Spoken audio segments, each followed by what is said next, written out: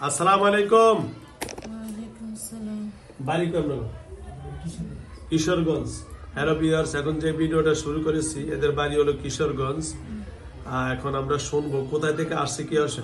হ্যাঁ, কোথা থেকে আসছেন আপনি? কিশোরগঞ্জ। হ্যাঁ, আপনি এর কেন ধরছেন না কেউ কিছু করছে? তাকে কুফরি করাইছে। কুফরি করেছে। আচ্ছা, কেন বিস্তারিত একটু বলেন তো, আপনি কি বলতে চান বলেন। আজ থেকে 15 বছর আগে থেকে তার বিয়ে করানি হয়। ও, 15 বছর আগ থেকে। হ্যাঁ, পরে তাকে সুখী দেওয়া হয় না, তাকে দিন দিন কায়েম করে দেওয়া হয়, সরানি হয়, কিন্তু সরাতে পারে না। হ্যাঁ, অবশেষে তার বাচ্চা নষ্ট করে দেওয়া হয়। আপনার বাচ্চা নষ্ট হয়েছে? ও হ্যাঁ, পরে এখন থেকে তারা নির্ধারিত করছে একটা বাচ্চাও আসতে দিবে না, হ্যাঁ, তার স্ত্রীকে তার কাছ থেকে সরিয়ে দিবে।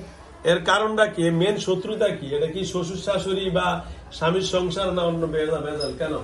তার অন্য কোনো ভেজাল নেই, তার বিয়ের পর থেকে শত্রুতা। এটা কারা, এই শত্রুতা কারা শুরু করছে? তার মা বাপ। মানে ঝগড়া আছে না? ও আচ্ছা আচ্ছা আচ্ছা, যাও। এই জন্য মানে নিজেকে ফ্যামিলি থেকে ঝামেলাটা না? জি। ও আচ্ছা আচ্ছা আচ্ছা। ও আচ্ছা আচ্ছা, তাহলে এখন কি করা যায়? হ্যাঁ,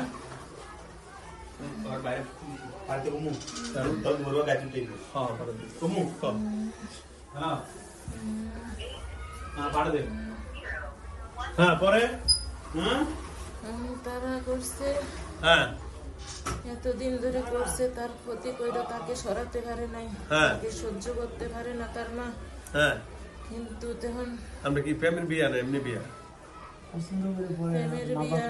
ও তার মা বিয়ে থেকে তার কি মানে নাই, সে চলো না মানি করে, তার টাকা স্বার্থ করে, তাকে ব্যবহার করে, কিন্তু সে কখনো মন থেকে মেনে নেয় না, তার ক্ষতি করে। কিন্তু দীর্ঘ বছর ধরে তার ক্ষতি করে, কিন্তু ইদারিং সে কার্যকরী করছে হ্যাঁ। জটিল ভাবে। ও আচ্ছা তার কাপড় কুরুস্থানে গাড়া হইছে। কাপড়। জি। ও এটা কাজটা করেছে, বাচ্চা আসার পরে সে কুপুরি করে নষ্ট করে দিয়েছে, ঝাড়ফুঁক করে। আর একটা সন্তান তাকে নিতে দিবে না। আস্তে আস্তে তার স্ত্রী গুরুস্থানে তার কাপড় মধ্যে তাবিজ করে গেছে না? জি। ও আচ্ছা আচ্ছা। যখন তখন তার শরীরে বশ করা হয়, তার খবরাখবর নেওয়া হয় যে তার পেটে আবার বাচ্চা আসে নাকি। ও তার 40 দিন যাওয়া অবস্থায় আবার খবর যাতায়াত করা হয়। তার মা তার কাছে টাকা পয়সা চাওয়া হয়, সে টাকা পয়সা থাকে না। এই কবিরাজ যে করছে, কবিরাজের নামটা এরকম জানা আছে? কিন্তু যেই কবিরাজের দ্বারা যার হাত ধরে করাচ্ছে, হ্যাঁ, তার বোন রহিমা। চিনেন? হ্যাঁ, খালা রহিমা না? কিন্তু করাচ্ছে বড় কবিরাজের দ্বারাই। কবিরাজের বাড়ি কোথায় চিনেন একটু? কোনো নাম পরিচিত, সে একটা বড় হুজুর। হ্যাঁ, সে জটিল ভাবে করাচ্ছে। ওর কোনো ঠিক ঠিকানা আমরা পাবো? হ্যাঁ, ঠিক না। এখন বড় হুজুরে আমাকে যে তার বড় হুজুর করে দিয়েছে, কিন্তু এটা চালান দেয় রহিমা, তাকে কাহিল করার জন্য, খবরাখবর নেওয়ার জন্য। আচ্ছা আচ্ছা আচ্ছা, যাও। এখন আপনি সুন্দরভাবে সব কথা বলছেন, আপনাকে অসংখ্য ধন্যবাদ। আপনার কোনো দোষ নাই, এটাই বোঝা গেল। মানে আপনি এই জন্য তারে ক্ষতি করতেছেন, কিন্তু আপনার ইচ্ছা না তারে ক্ষতি করতে, তাই তো? আপনি চলে গেলে আপনার কোনো দাবি দাবা নাই তো? আমি চলে যাব, কিন্তু তার সাথে আবার পাঠাবে। আচ্ছা, সেটা আমি বন্ধ করে দিব ইনশাআল্লাহ, যেন আবার সে সালানি বা কুফরি কালাম করতে না পারে, সেটা আমি করে দিচ্ছি। কিন্তু আপনার কোনো দাবি দাবা নাই তো এর উপরে? আমার দাবি নাই, আমার একটাই দাবি, যে মেয়েটার কাছে পাঠাইছে হ্যাঁ, তার কোনো দোষ নাই। হ্যাঁ, সে সারা জীবন তাদেরকে নিজের বলতে চিনে আসে, কিন্তু তাকে ব্যবহার করা হয়। হ্যাঁ, তার স্বামীও তাকে অতটুকু বিশ্বাস করে না, তাকে বিশ্বাস করে আসে না, তার মনের কথা বুঝে না, কিন্তু তাকে ক্ষতি করা হয়, তাকে আস্তে আস্তে বিছানা লাগানো হয়, তার শরীরের শক্তি নেই, সেকে শারীরিক ভাবে নানান রোগে আক্রান্ত করা হয়। এই জন্য আমি ক্ষতি করতে কাউকে তার লগে কথা বলছি, সে কোনোভাবে স্বীকার করে না। কারণ আমি ওসিলা দিয়ে আপনার কাছে আসা, আর আপনি যেটুকু পারেন তাকে সারা জীবনের মতো তা বন্ধ করে দেন ইনশাআল্লাহ ইনশাআল্লাহ। আমি করে দিচ্ছি। আমি এখনই ইনশাল্লাহ সুস্থ করে দিব, ইনশাল্লাহ আল্লাহ যেন তাকে সুস্থ করে দেয়। আমি এখনই কেটে দিব, ঠিক আছে? তাহলে কাটা শুরু করবো ইনশাল্লাহ। আর কথা আছে কোনো? না, আর কথা নয়, কিন্তু শারীরিক ভাবে সেই জন্য সন্তান সম্ভব হয়। হ্যাঁ, আপনি এটা করে দেন। যার একটা হাজির হয়ে গেছে। হ্যাঁ, আউযু বিল্লাহি মিনাশ শাইতানির রাজিম। বিসমিল্লাহির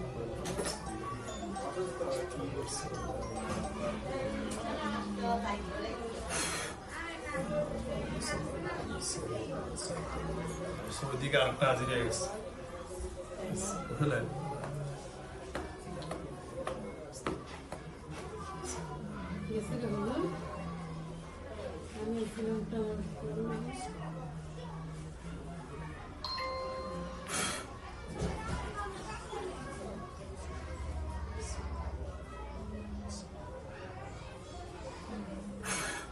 ওকে, ক্লিয়ার, বেরিয়ে যান, কেটে দিলাম।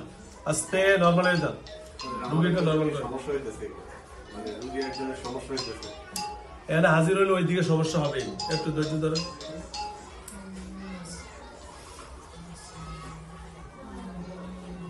হ্যাঁ, বেরিয়ে যান, বেরিয়ে যান, নর্মাল করুন, বেরিয়ে যান, নর্মাল। যাচ্ছি।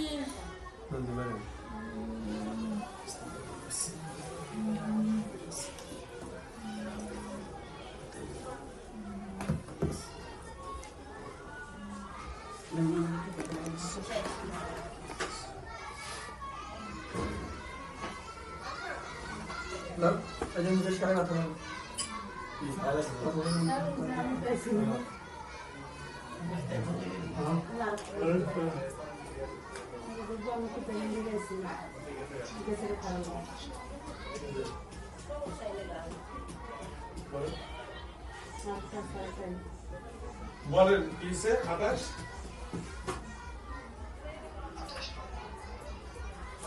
লোক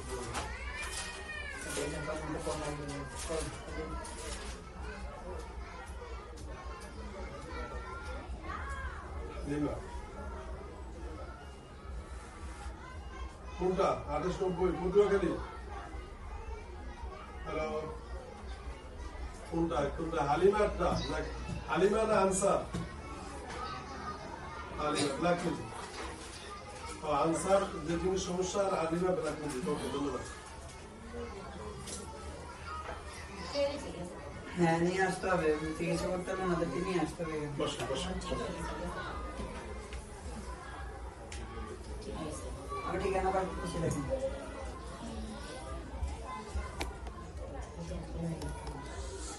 আল্লাহ, যাও, আর টেনশন নাই ইনশাআল্লাহ।